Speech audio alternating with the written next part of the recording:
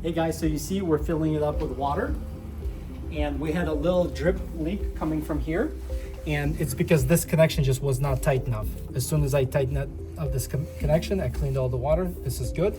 Remember, you have two connections like this. One is here, and the other one is here.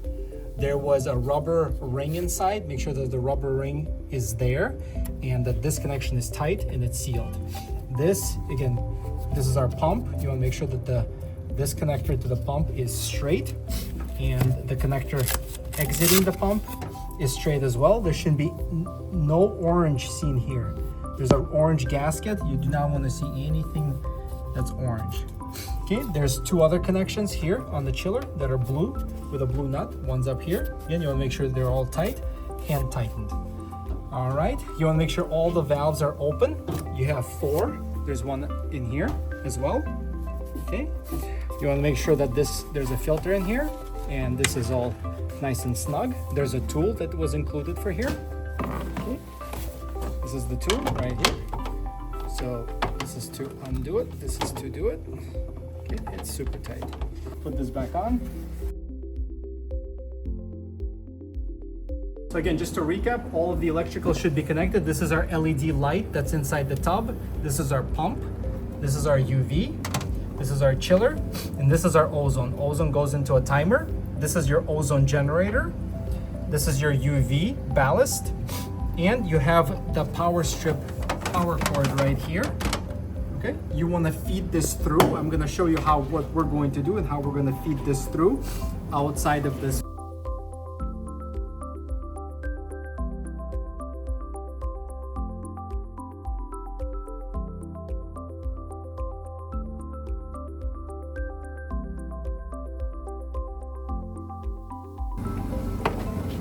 Okay, perfect, just like that. All right, and then these go right back in like this.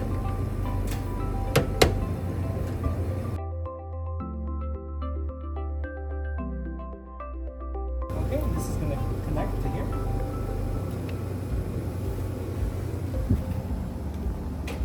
So when you're filling up the water, before you power anything on, you want to make sure that the water is above the nozzles because the water will shoot out very powerfully, and you want to make sure the water level is above. So you'll see that we're very close and our electrical is checked. We're connected to the power outlet. Make sure you have a 15 amp dedicated outlet. That's what we recommend because you have a very powerful chiller and a very powerful filtration system, and it needs the 15 amps. All right, so we just turned it on, and first there was a lot of air bubbles that came out. Now you see the water is circulating. We're going to go ahead and keep filling up the water until the black mark on the top. We'll see some bubbles in here, which is perfectly fine. Just check all of your connections for any leaks and drips. Everything should be dry. Okay, and if everything is dry, you're in business. If there's any drips, like for example, any drips to do with a hose clamp, you can loosen it and retighten it, and by moving it a little bit. So that always helps. This is your control panel. To set the temperature, you simply press the set button and you go down. I'm gonna set this to 38. Right now it's 65 and we set it to 38.